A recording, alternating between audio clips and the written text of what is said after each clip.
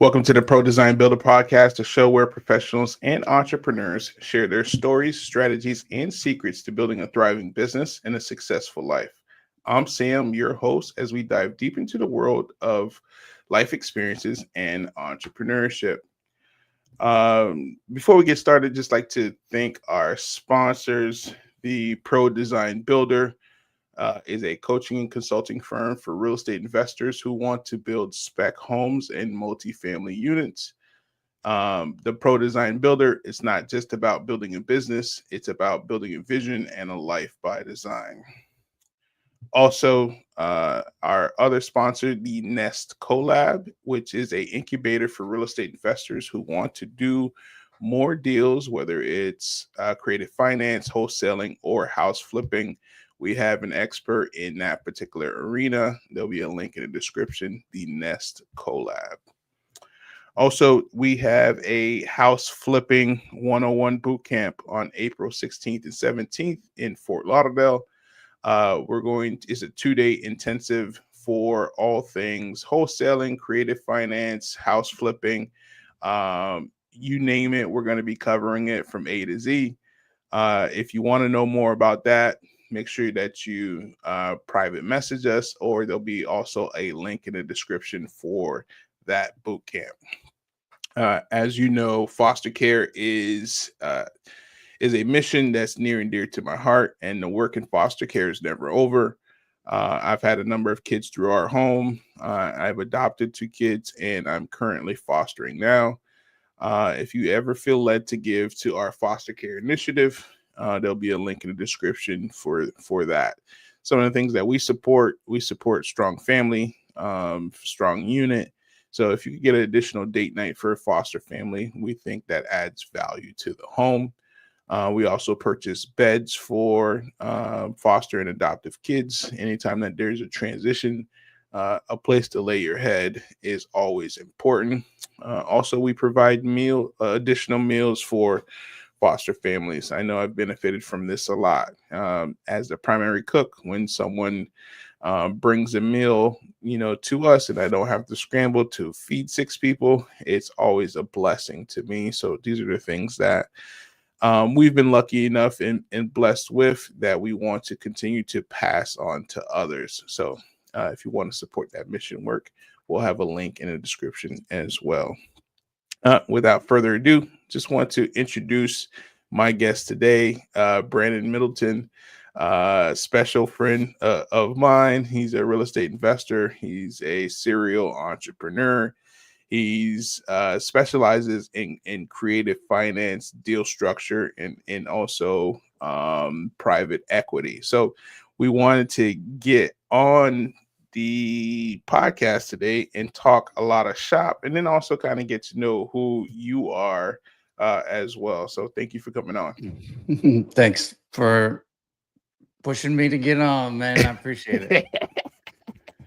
I love Yeah, what you're I'm doing. constant. I'm constantly on you about burying your head a little bit. So I had to pull you out of the lab and make sure that you start using your voice that God has given you. So Yeah, it's easy to get stuck up here. And the last few years, it's been learning how to get right here. no, for sure, for sure, for sure. Yeah.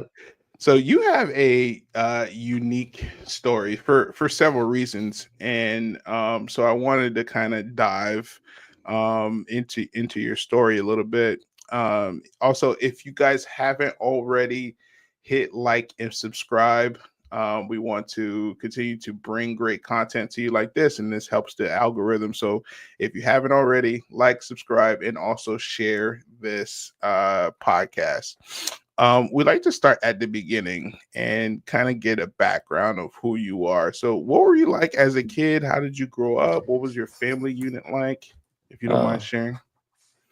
just had a laugh. What was I like as a kid? I just get a flashback, and uh, yeah, I don't think I was a punk as a kid, but that's probably because of the way that I grew up in the household that I grew up in. Um, I grew up in a broken home, and I always say it like everyone's got stuff. So I don't mean to like sound like a victim, but uh, I guess that's what it is. I come from as early as I can remember. My mom was married and divorced 3 times. Um, grew up in battered women's shelters and going to like hidden meetings. Because these women were literally like afraid for their life, and just saw some pretty traumatic stuff growing up. But thank God, my mom at the time I was uh, 9 or 10, she moved us out of Los Angeles, which already was a really bad area, um, and just bad environment. And it's a testament to you are what you surround yourself with. So just getting out of that environment, and she dropped us right in the middle of Missouri, uh, where we had 5 channels, no paved road, and acres and acres of nothing. Mhm. So I went from like city to spending 3 years there, but my mom didn't care what the cost was, moving schools and friends. She knew she wouldn't be able to get out of that relationship without literally like fleeing the state and making it impossible to find my brother and I. So from that point on, my mom never got married, never dated, never anything. She just devoted her life to um, just giving, being whether she was a bus driver, which she did in Missouri, and just pouring into the kids. Um, Obviously given to my brother and I, but our house was almost like uh, after Missouri, when I was 12, we moved to the shoreline of Connecticut. So then I just went to like snobby, wealthy, New York summer homes Mhm. for my like high school years. And yeah, my mom just poured into kids, and our house was like a revolving door. Like our pantry was the neighborhood's pantry, and uh, quite a few times we'd have runaways, people that kids that got out of like ran away from the like detention homes and Mhm. were hiding out in our house. And Yeah. yeah, that was my mom. My That was mom your was mom? like she was like she was like a, I don't know, a modern day Mother Teresa. Not Yeah. not literally, but like I say How she messy in the how most she how positive how she way. how she showed up for others, you know? Yeah, yeah, Yeah. yeah. So, And I never it's never never forgot that. no, for that's amazing. I mean, you mentioned something about, painting this picture and not wanting to sound like a victim. It does not make you a victim. I paint. Right, right, You've heard my story, and the pictures that I paint. I'm definitely no victim, but I've seen a right. lot. We've experienced a lot, right? And then Hmm. from these experiences, you've also, grown a ton. You know, Yeah, so I never want you to ever feel like kind of sharing these parts of you makes you feel that way, because that's just really not the case. And for me personally, for the longest time, I never shared anything about me, right? Up until 2021. And then now I share quite a bit about myself, and people are probably like, wow, how is he able to share it? And the reality is I already lived it, right? Living it was far harder than, oh, talking about it. for And sure. you could definitely, relate to that sentiment. Yeah. And it's because I think I give that disclaimer always as a habit, because growing up with adversity, naturally I said I was a punk because the friends that I related to the most, the people I hung out with, good, bad, or indifferent, Mhm. also came out of those environments, um, and then most of them didn't follow the same path that I did, and didn't have the same aspirations and I'd say like determination that people like my mother and my grandfather did. So eventually I had to, change that environment. Correct. And I found myself in the right quote unquote business environments and healthier environments, but uh, around people that couldn't relate. So Mhm. when you start telling your story, because it's Correct. important to who you Yep. are, Yep, yep, yep. it's I think people's initial reaction is like pity or sorrow, or like, oh, another like rags to riches story, and it's not meant to be that. It's like what's the saying? Um, when people are flexing, it's like, I don't say this to impress you, but to Mhm. impress upon you. Press You upon know you. that you know like, I know what it's like. Yeah, You're no, no, scared. You're ex scared to exactly. quit your There job. You're yeah, scared there of this, but yeah. I've been It scared crea too. Yeah, it creates a level of relatability, and that's what I found. And the more that I'm able to share these parts of me, I tell people, and when I tell my story, I preface it by saying, I'm not gonna take you down Sesame Street.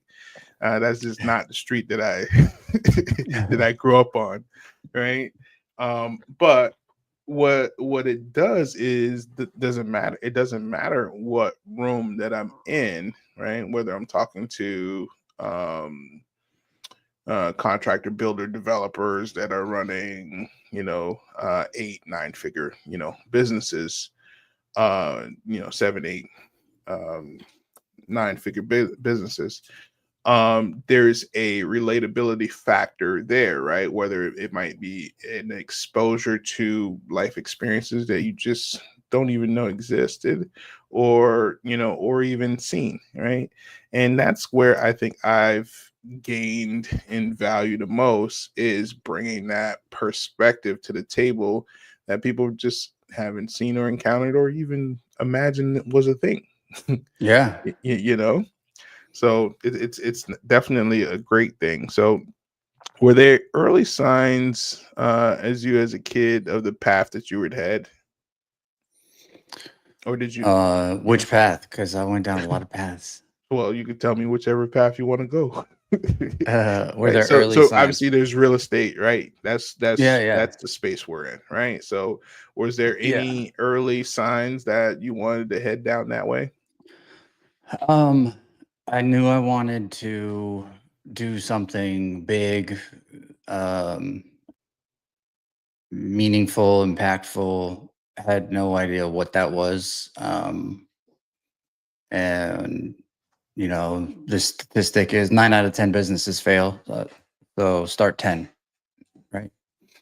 So I started all kinds of businesses. I'd say the early signs were just that I wasn't gonna go with the crowd. That was obvious. Um, and thank God for my mom and my grandfather and my brother Skittles. Yes, that's his name, Skittles. Yeah. Um, those three people poured into my life more than I think anybody can.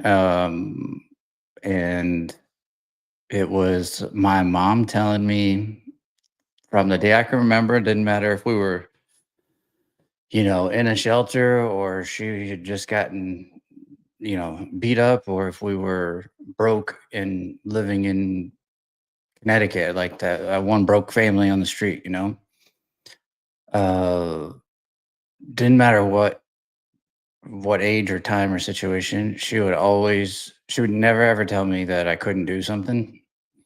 I was flunking out of school. I was getting expelled for dumb stuff, and um, she never like judged me. And I mean, I hate to say it because God rest her soul. Uh, I I cussed at my mom. I was a normal, angry kid, didn't have a dad around. And the worst things, like, I could say to my parents or my mom, like, she was quick to forgive me, and she was quick to remind me of who she saw in me. Mm-hmm. And so anytime I was in any room or anywhere, it's like, it sounds cheesy, but it's, I mean, your mom loves you, God loves you. You're just like, Yeah. my grandfather loves me. He believes in me. Then, hey, I really can't screw up because nobody Yeah. else compares. No, for sure. I mean, having that support there in a non-judgmental, type of way. I remember just telling my wife my story for the first time, right? And I'm sharing these different parts of me, right? And what happens with a lot of people is I'm like, how much of me can I really be with this Yeah. person? Right. So Right. I would share I would share some stuff, and then I would just kind of watch her.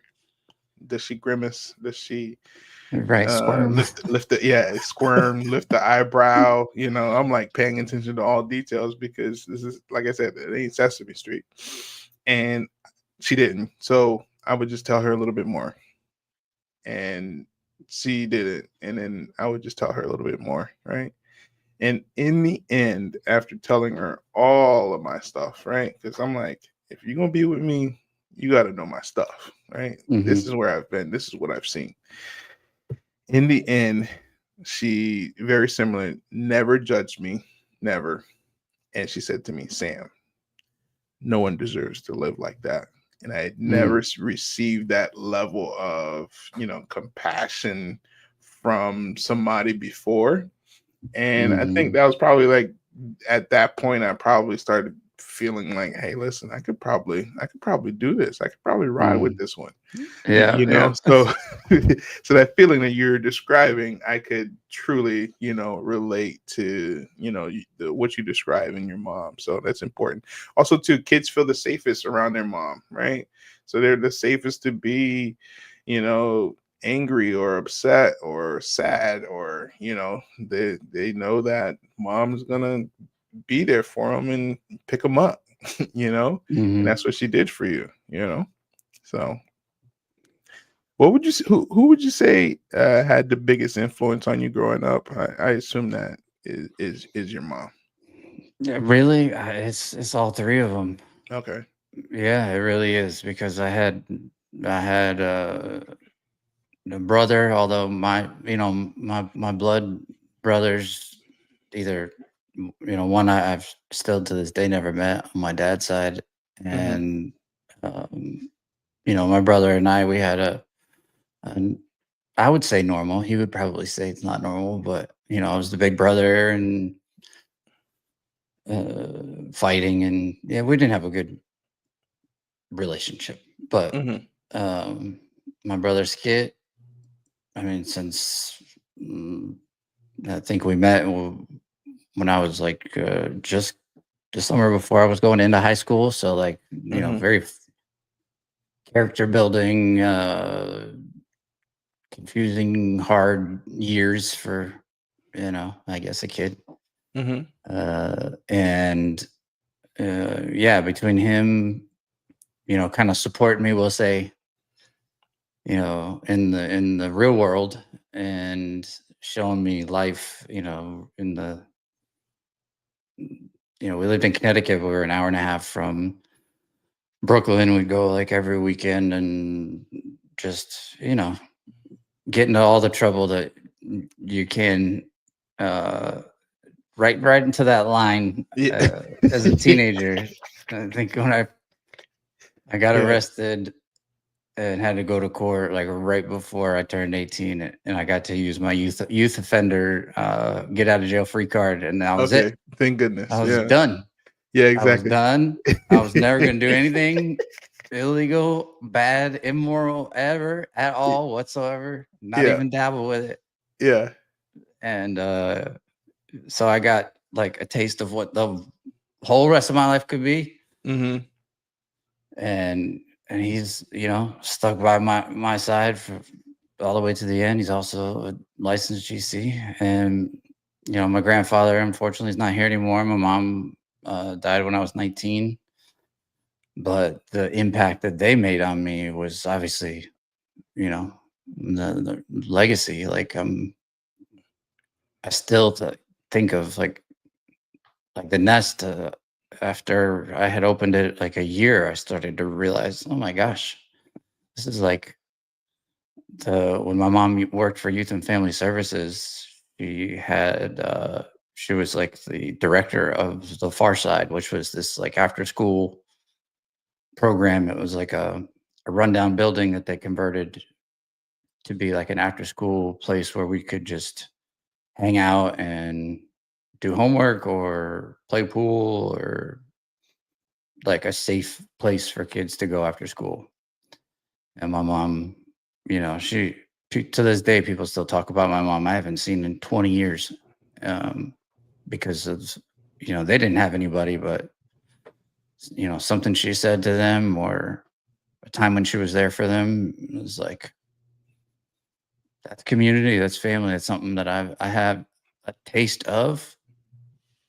And then it went like all this time, like, I don't know, living for the gram or living the surface level, like just what people see from the outside. And yeah, that I've been chasing it ever since. Yeah. Just finally, in the last 4 or 5 years, Mhm. really know that I stepped into it.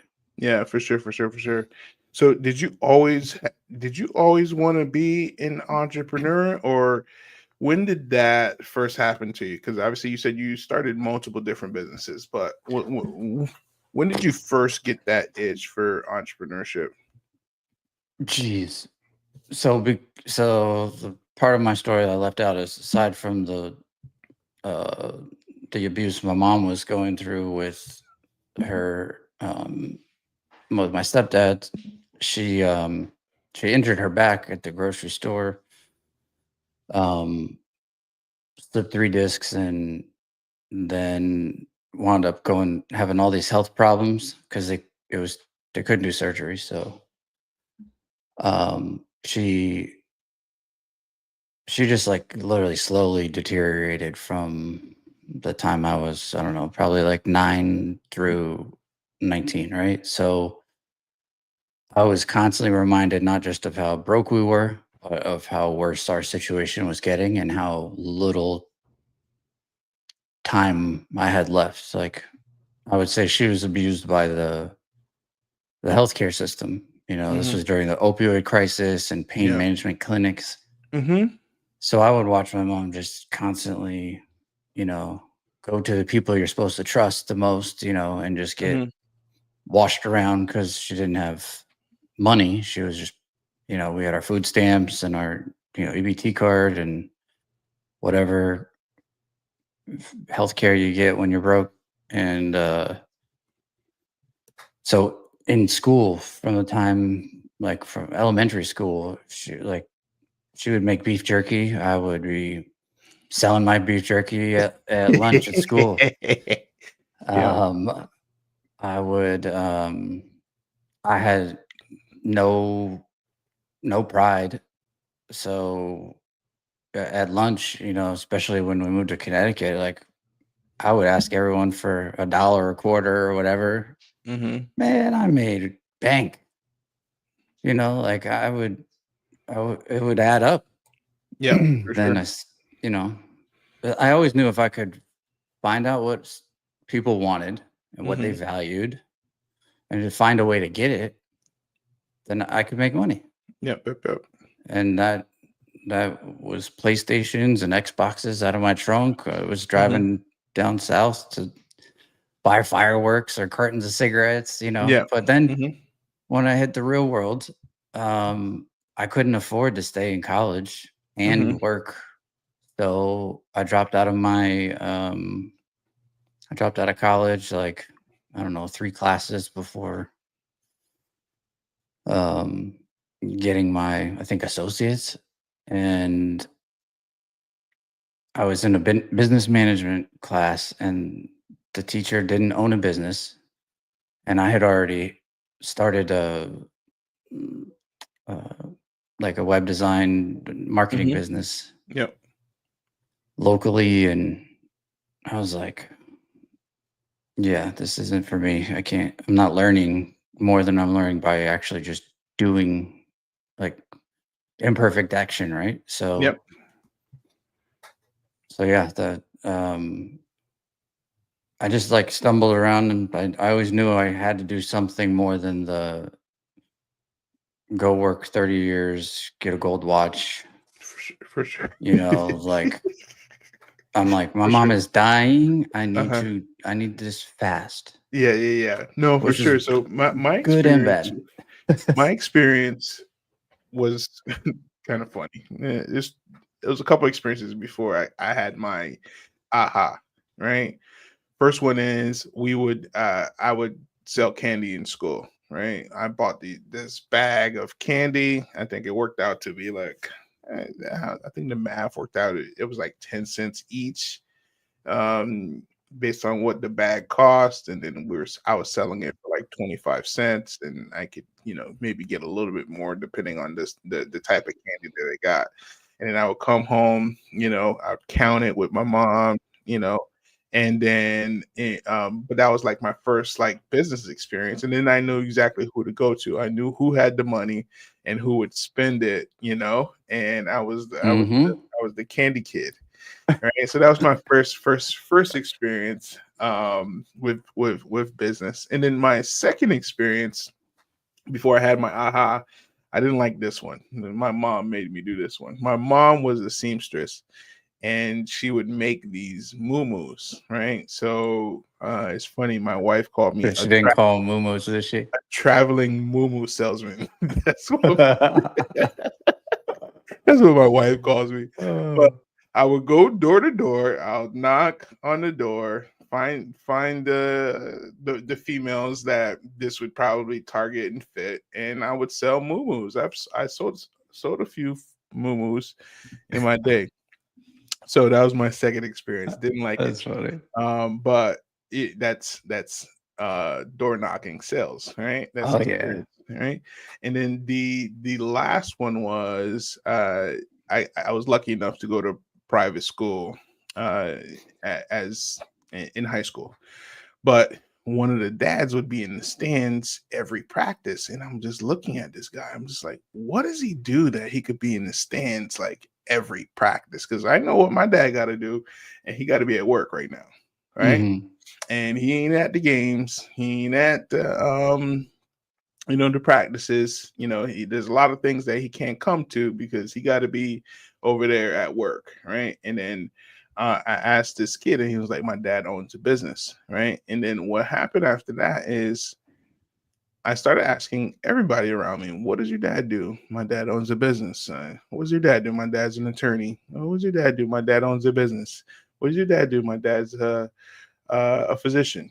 Right? "What does your dad do?" "My dad owns the business." Right? So right away, kind of gave me this aha, and I was like, I gotta be a business owner. I gotta be an Hmm. entrepreneur. So once I got my chance to do that, I never looked back, just because although it's hard, right? When you go through certain things like you have and I have with life experience, some things don't look as hard. There's still no guarantee. There's no guarantee in life, but Hmm. it makes taking those steps and of risk a little bit easier as a business owner, entrepreneur, right? So I think that's one of the biggest blessings with adversity correct. is that there is no guarantee. Correct. No matter, so because the world does a really good job now more than ever of trying Hmm. to make you feel like your job is safe. Hmm. This is safe about your job. I don't care Yep. how long you've been there. Yep. There's no safety in like anything but the union. And if you want a guaranteed, you know, God bless like the firemen and all that stuff because I Hmm. just couldn't do it. Yeah. But different strokes for different folks. Mm-hmm. But you said that, and like I didn't have an aha. I knew I needed to, sell candy or do whatever. Mm-hmm. But then when I graduated high school and moved out of the house, I moved to Florida, and I was out on my own day one, and quickly realized how fast my savings was not going to last. Yep. Worked 3 jobs, and once my grandfather, I was really going to college for him. Like, Mm-hmm. once he was like, look, this is what I would like, because he was a doctor of veterinary medicine, Stony Brook Research in New York. My grandmother, she was also anesthesiologist. So like they're all about academics. Mm-hmm. I just couldn't do it.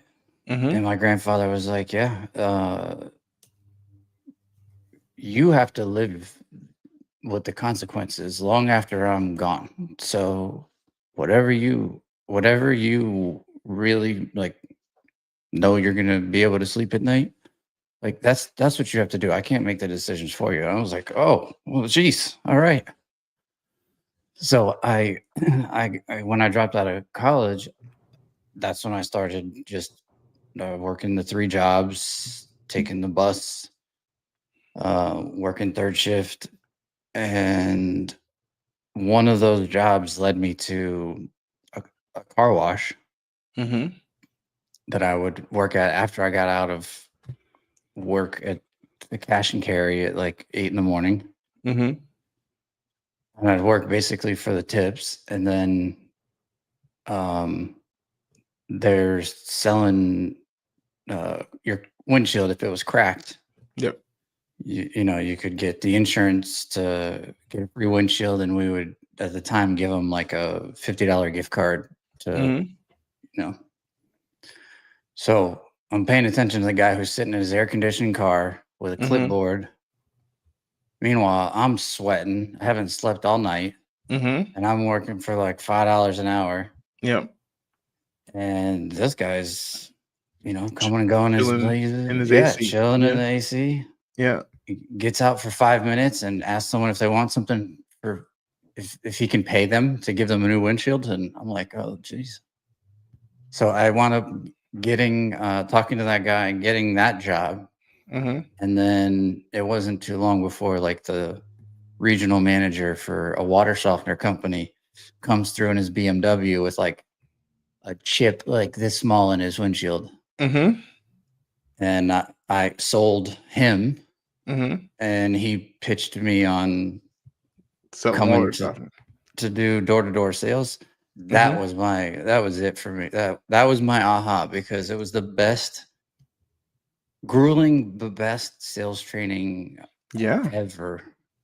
And that's what led me to the a weekend training that was Mm-hmm. Jim Rohn, who said,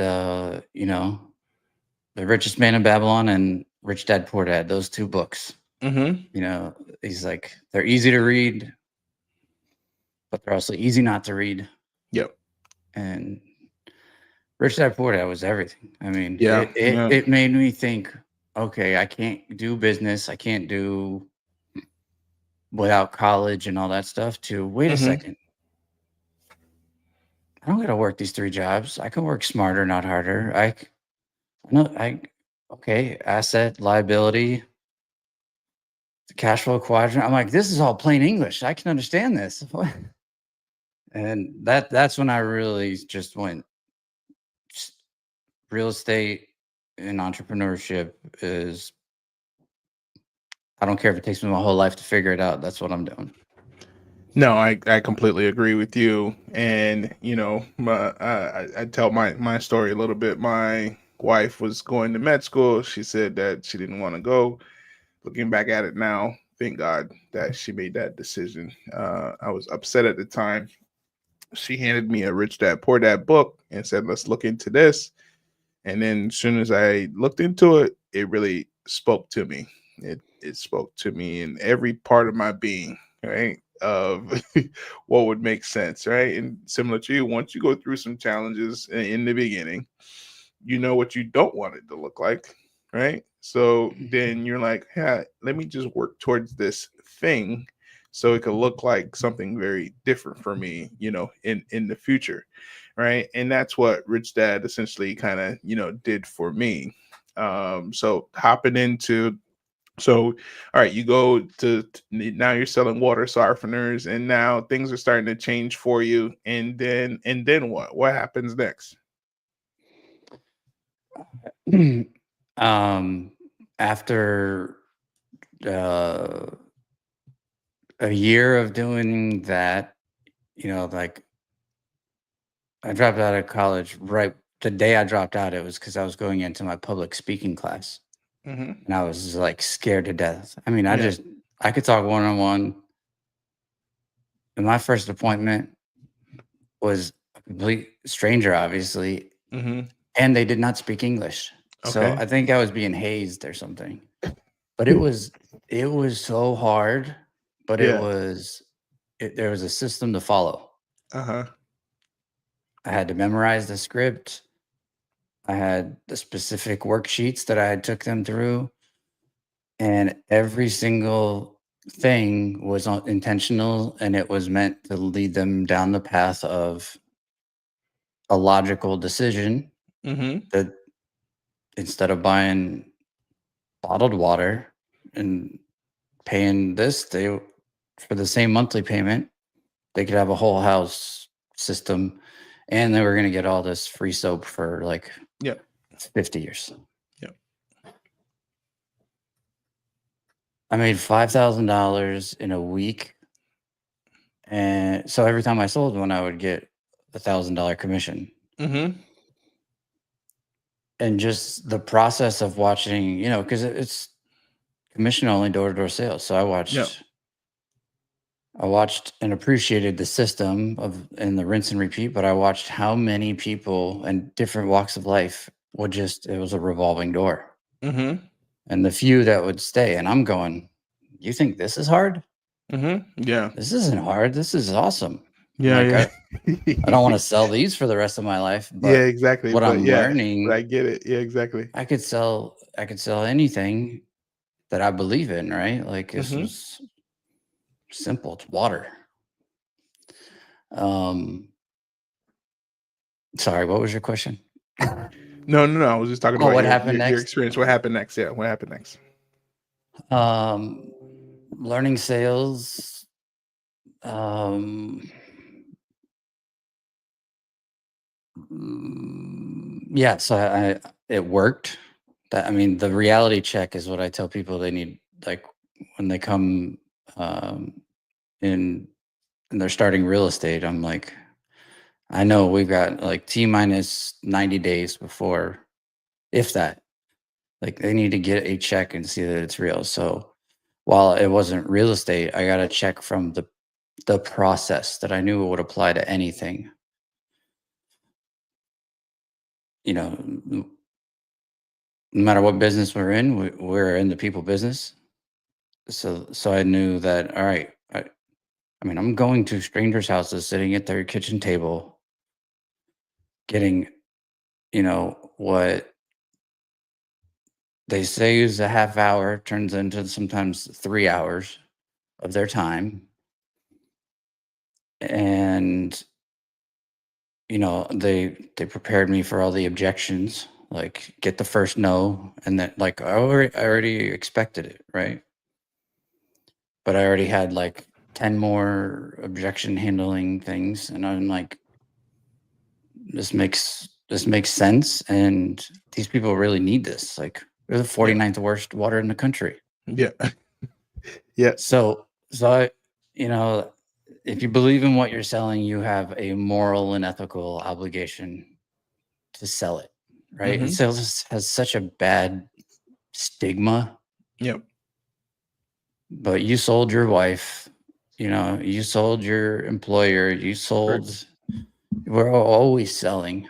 And Mhm. I guess we knew this, right? From the playground, basically. Yep. Like you've got to figure out how um, to sell yourself. And when I read Rich Dad Poor Dad, it was like, all right, it has to be real estate. Unfortunately, for the timing, that was like 2004. So by the time I had my credit and found a house, my grandfather saw the paper for Robert Allen's no money down, free weekend training, and he took me with him as a guest, and we got to the end of the training, and of course they give you enough information, and then they're like, we're going to be back in 2 weeks to go into actually how to do it. It's $1,500, and I didn't hear anything else. And like I stood up and I'm like, all right, Grandpa, this was good. I got some notes. Let's go. 'Cause I didn't even have my car. I sold my car to pay for bills. And he was like, no, I want to do this. You know, I have some retirement and da da da. So he was going to do it for himself, but he's like, if you want to do it, Yeah. it's like 2 for 1. So yeah. Come on. So I went. Yeah. I remember walking into the seminar, and at the time it was just, you know, it was kind of like 2021. Like everybody was making money. The room was packed, and I remember just being like, "Oh my gosh, there's other people there's this other type of learning where experts will teach you." I mean, this is before the internet and all these courses and all this stuff, right? So so yeah, I we went to that, and then next thing you know, I was I bought 2 houses because they gave anyone with a pulse money. I used all my own credit. I used all my own cash, and then the market turned, and that was my experience with real estate. Ending in, you know, 2 foreclosures, turned short sale, and I still knew how to sell though. And I still had my marketing business. So did that make you take a step back when that happened? Obviously. oh yeah. Because it wasn't gonna, I blew through all my credit and savings, and looking back, I wish I stuck it out. That's why I've stuck it out in this season. I'm very much excited about this time right now. But I didn't stick it out. I decided to just put active real estate investing on the shelf and just focus on marketing for real estate investing companies. Yeah. And so I took the knowledge from my other business and started to find out how these rooms are getting filled and who is paying for the training and how we got into the room and all that. And I created my marketing agency, turned into a specialized, we just specialized in real estate investor. I worked for 15 years on all the major, big names. the big names. Anybody that is somebody in real estate, in the coaching space, and also just real estate in general, you did their back end marketing, all of their funnels, all of their, course setup and stuff like that, right? Yeah. And I got to learn a lot about the business, their portfolio business, their software? Are there special technique or tools or tricks? And I found that there's no secret. It really comes down to some fundamentals, and at the end of the day, you have to know sales and marketing. So fast forward 10 years, it's 2015. I had hit $1 million a year working from home with 2 virtual employees.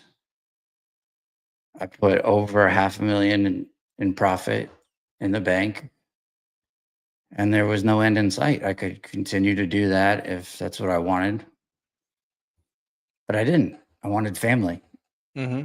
And I had family. I had a 1-year-old and a 2-year-old. And what I didn't have was any white space on my calendar. I didn't have time, Mm-hmm. right? Kids Yep. spell love, Yeah. Time. I And we remember know the how first time I important read that, I was like, now you tell me. that time element is. It's literally Gosh. everything, right? You can't trade that away. You can't get it back once it's gone, right? We all Yeah. have 24 hours in a day for a reason, and you hope that you get out of the day, right? And that's something Yeah. that, obviously I talk about and I share quite often, how important that is, to me. So, you didn't have any white space in your calendar, and you just felt like a shift needed to happen. So then what Yeah. I built happened? a prison. I built golden handcuffs Mm-hmm.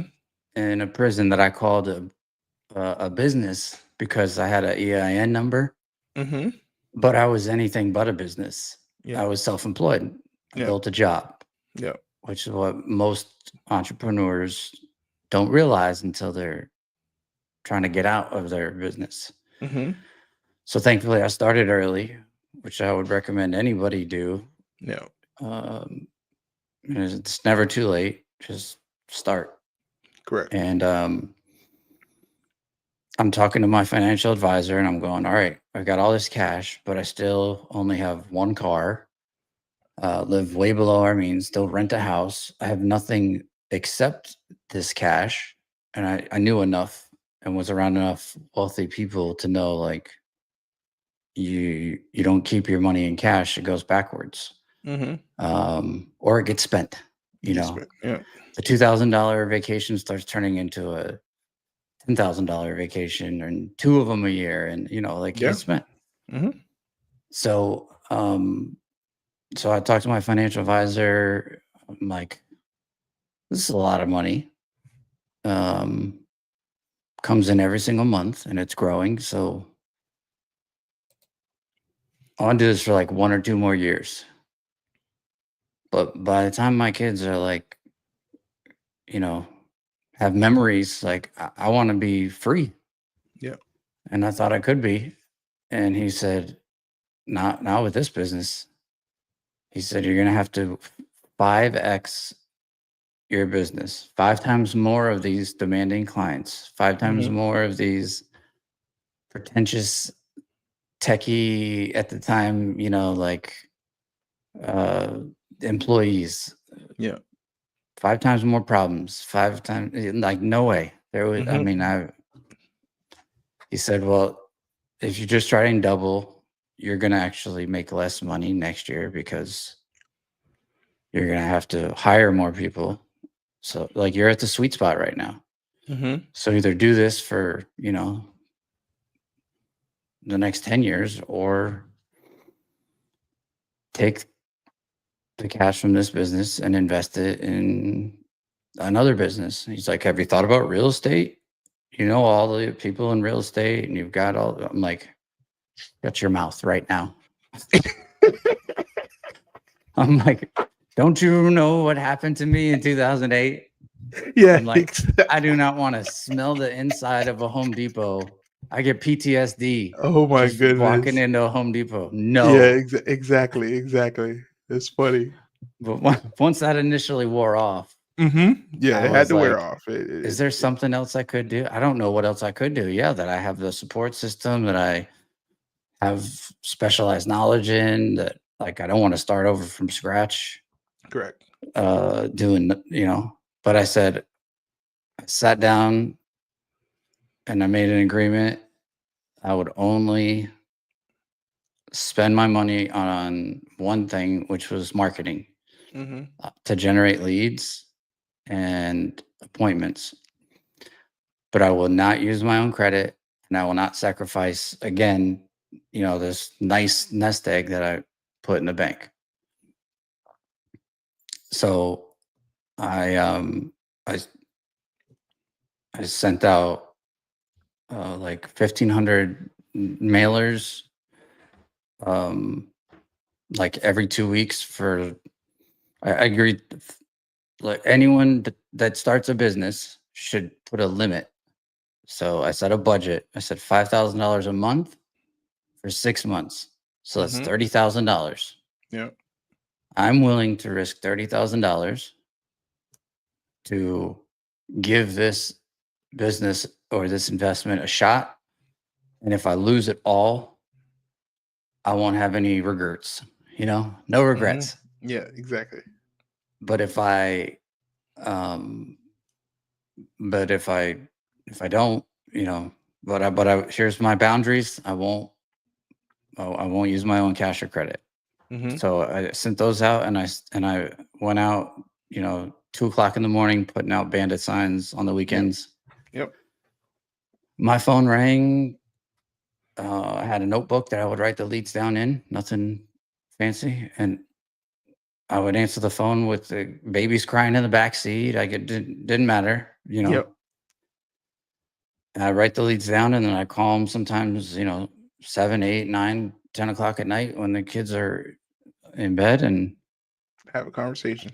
yeah, it wasn't, um, I mean, within the first 30 days after the mailers hit, like I had more leads than I could kind of keep up with. Right. Mhm. And I left plenty of money on the table, I'm sure, but I didn't know. Similar to your story, I didn't have a title company though. I didn't have cash buyers. Again, I wasn't going to use my own cash or credit. Mhm. I just wanted to prove the concept to Yep. myself.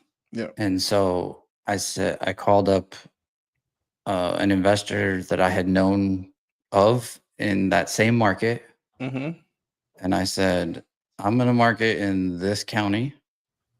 And I know you're the biggest cash buyer. And so we could either be competitors or we could collaborate. Mhm. I'm not greedy. He's, but I don't have any of these resources. If you'll help me, if I can call you when I get stuck Mhm. or when I get a deal. And to my surprise, being in a world where you charge, 25, 50, $100,000 for this Yep. type of coaching, mentoring, he was like, yeah, absolutely. Call me anytime. Mhm. And he did. He answered the phone. He answered my texts, and within 30 days, um, I had plenty of leads. By day 90, it was $61,000, and I hadn't spent the Any other yeah. $5,000. Mhm. So I was still only 5 grand in, and I had 61,000 to myself. Mhm. That wasn't my half, and I know we were giving the stuff away. Yeah, Like exactly. Mhm. if I had kept all that property just in that first year, I would have been I happy. But yeah, yeah. like I talk I was about like, that okay, as one of my biggest mistakes. I was committed to being a house flipper. Right, one of my biggest mistakes is we didn't hold. We were in position to hold either, but just to see, there was one property. I tell you, we flipped it, and this gave me one of the biggest learning lessons. Right, we were over budget. Cindy and I pretty much did this whole house ourselves, physical labor. We would start at 9, end at 8, like every day, every day, every day. And some of the work wasn't perfect, and it reflected that in the sale, right? So then we got some of that work done over, and I just remember this property, we sold it for, I think it was like 365. It was a 2 bedroom, right? So the math didn't make sense on, but the area made sense, right? They the new owners, so the two things that happened, they put a new roof on it. It had the original cement roof, and then they dropped the pool. Only things they did, right? It resold, I think it was like 2022 or 2021, for 825, right? And on that flip, we sold it, and I think we only made like 10 grand, just because we just needed to kind of just get rid of it, get it off our Yeah. books and stuff like that.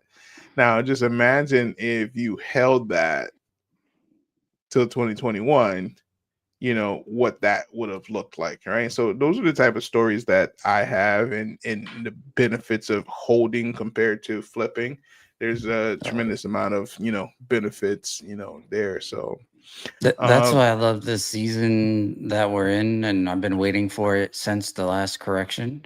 mhm, Because whether it was the 70-year-old veteran that I worked for, and his investment strategy, or it mhm, was, you know, the guy in his prime,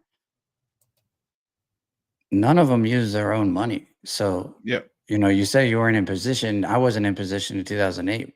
mhm, And I'm going to argue that I wasn't in position in 2015 either, when mhm. my credit was 780 and my cash in the bank was, over 500,000. Like, I wasn't in position because I no longer subscribe to it takes money The to make same. money. Correct, correct, correct, It correct, was, it takes resourcefulness, and the ability to solve people's problems. That's it. correct, correct, correct, correct.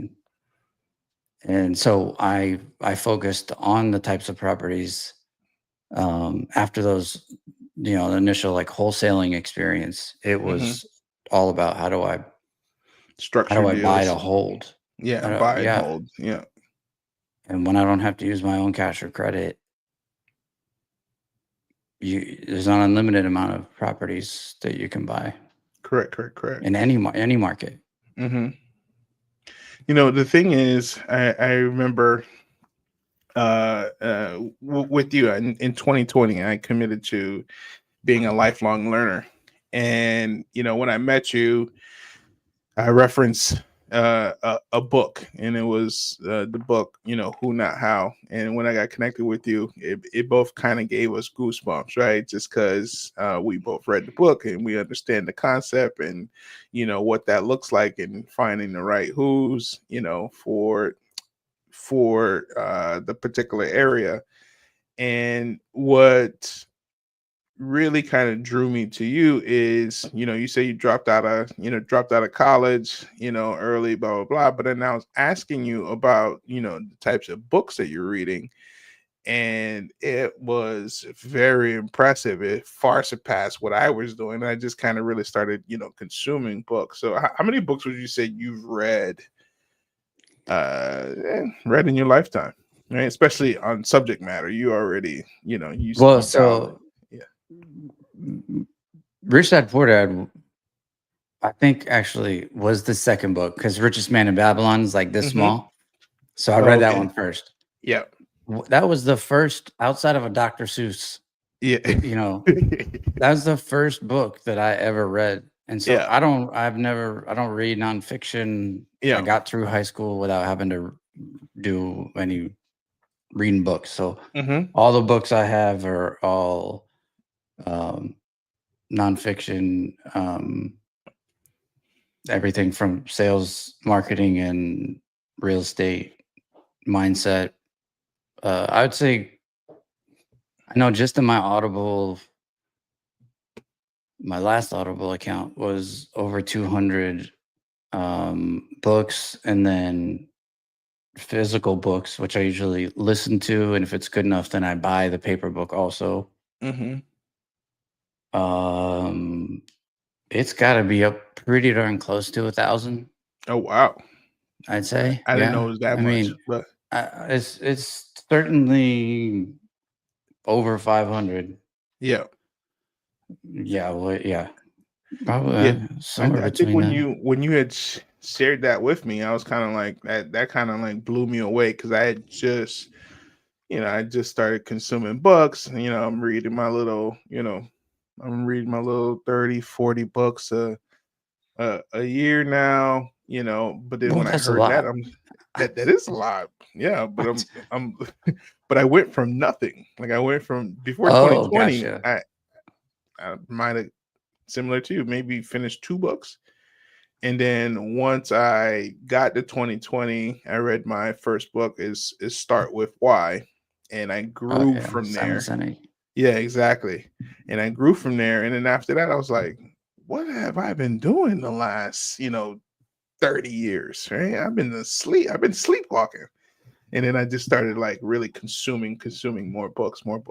Right. So that's just kind of where I'm at, right? And applying everything that I learned as quick as possible. So no, that's A disciplined doer. you said what? A disciplined doer. Discipline, discipline door. Keep pushing the needle. Yeah, So because you don't want to just consume. no, you don't want to That's just that's a consume. lot of my library is just a lot of like searching, so that I didn't have to do. Yeah, Like yeah, looking back now, I realize that I did too much of that.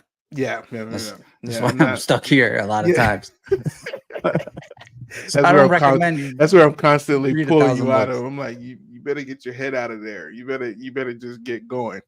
Yeah. So that's so we've teamed up together for the Nest collab, and we've launched a community house flipping, 101 Tampa and South Florida, where we are diving deep into strategies that actually work, especially coming into this next phase in the marketplace. We've been paying attention to it for a very long time, and discussing how to do more deals, especially in a tight suffocating market like this, right? There's going to be massive opportunities. So I want you to kind of speak a little bit about the Nest collab. And that's collab. So I don't want people to get confused with, I keep like narrowing down what it is, because we're not just like, oh, make money in real estate. There's a million people that teach you that stuff. Mm-hmm. The Nest collab, like I said, is kind of like the Far Side was with my mom. Like it is, if you know that you can't, everything you want in life, you get from other people. So you've got to be, you got to find your people, and you've got to be good with people. You got to be able to trust, and that is just hard with the flood of information and scrolling and distractions that we have today. So when COVID hit, I either got the biggest blessing and epiphany, or the biggest, like, I'm the crazy person, because while everyone was running home to work virtually, I was buying a $4 million commercial office building and hosting meetings. And Mm-hmm. we turned it into an incubator, a co-working space, because like I said, when I first started alone, I made all the mistakes. But then, and I had all the time, money, and credit. But when I started again in 2015, I had community. Mm-hmm. And that community was virtual, a lot of it, most of it. But the one person that helped me was in my backyard. He was literally able to drive and meet me at a property. He was sending it to his buyers list, who were all people in that area, not his ginormous general. Like, people overcomplicate this business. Mm-hmm. So Nest Collab is all about taking that spirit of, whether it's my mom or my good friend Dolmar, who, wound up being one of my first mentors, of just like, here's all the information, Yeah. all the resources, all the tools. You pay to be a part of the community, and you get the event space, the co-work space, the podcast room, the vault of every legal document, script. We'll give you everything Mm-hmm. to set you up for success, For because sure. we're not in the business of publishing.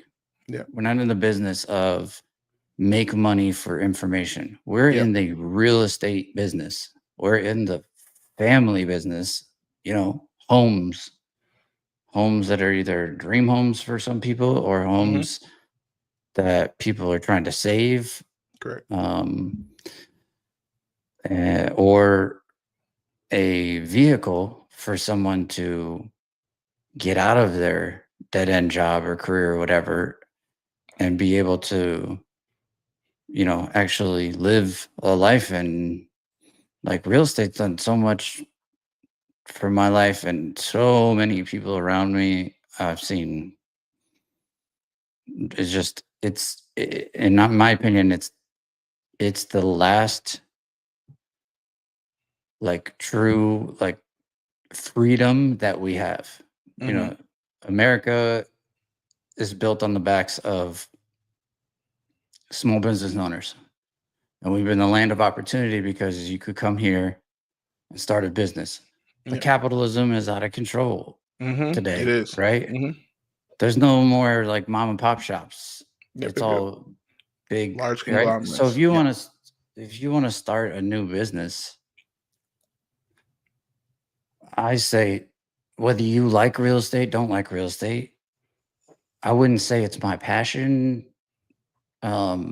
necessarily. Like, people are my passion, right?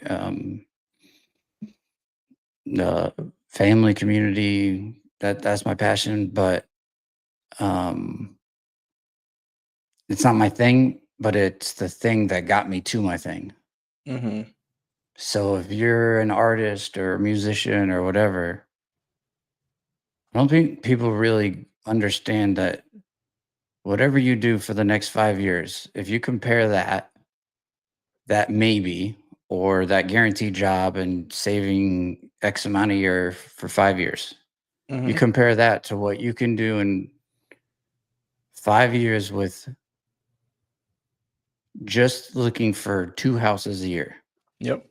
2 houses that you could buy.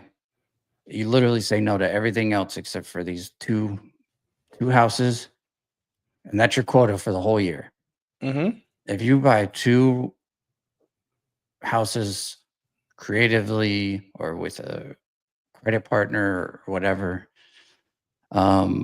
or if you have great W-2 income and you can just get a cheap loan and it cash flows, Mm-hmm. 2 houses a year for 5 years. Let's say each one of them spits off $500 a month. I mean, it's generous, but we'll just say Mm-hmm. $500 a month. After 10 years, you've got 10, or after 5 years, you've got 10 properties. It's not $5,000, or it's not, how much is that?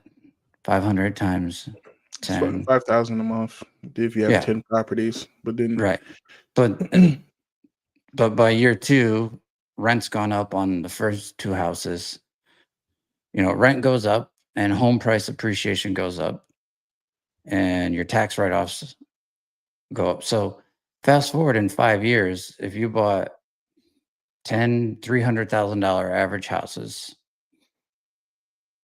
not only do you have uh $5,000 a month coming in before you even wipe the crust out of your eyes in the morning, you that's only growing.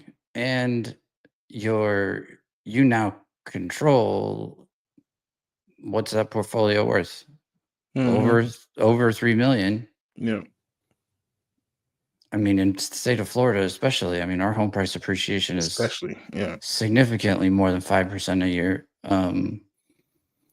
So, people might be like, well, but all that debt, I owe millions in debt. Well, who's paying for the debt? Mm-hmm. Your tenants. Your tenants are paying the mortgage. That's why you have that extra profit every month. So it's basically on autopilot. I mean, you have property management and things that come up, but Mm-hmm. again, out of 365 days, you're just looking for 2 houses that you could even buy from a wholesaler. Mm-hmm. What else can you do where you have to basically put out essentially no money and do 2 things all year, and in 5 years, you have a multi-million-dollar portfolio and a stream of income that is just continuing to grow every year? It's not Nothing. a lot of things. Yeah. I mean Yeah. so it's the great equalizer is what I like. I can look a homeless person in the face to, a high school dropout. Anybody can do this business, and that's one thing I didn't have in my, I don't know, maybe it's guilt Mm-hmm. that I had in my agency, because I knew no matter how much I made, Yeah. that only helped my home. I couldn't help my neighbor. Yep. Yep. Yep. And as soon as I got into real estate, that first year, I helped literally my neighbor on one side was a director at a school. He quit and he was making a good 6 figures. Mm-hmm. And the other one down the street was a cop who was retiring. Yeah. And they're both killing it in real estate. Mm-hmm. And like, that's what we're supposed to do. We're supposed to be able to help, our community. All right. Rising tide raises all ships. So For sure. For sure. For sure. So just wanted to say thank you for coming on, and you're going to come on a lot more. Right. So we're going to be yeah. talking real estate, more and more and more. We're hosting a house flipping boot camp April 16th and 17th in Fort Lauderdale. If you want to inquire about our boot camp, DM us or comment, and we will message you about the details for that boot camp. Just get Just wanted to tell you. connected. You said what? Just get connected. I guess that's what the long version of everything I've tried to say is like the nest and everything. It's all about relationships, Mm-hmm. and it's rare to find people like you, even that have pure motives. Yeah. Yeah, for sure. Who have For that sure. specialized knowledge and who are genuinely willing to help and are in your backyard. So it's not about, the special sauce that we have. The special sauce is like attracts like. And we just want to Correct. work with people who have that go-giver mentality and who aren't greedy and who, want to help out their family and their community. No, for sure. No, absolutely. All right. Tell you thank you for hopping on with me. I Yeah. think this is a good So exercise we in went over time. this is a good exercise for you. Yeah. We'll hop on and we'll talk more about real estate deals, real estate transactions, and thank you for hopping on the Pro Design Builder. It's not just about building a business; it's about building a vision and a life by design. Have a good day. Thanks.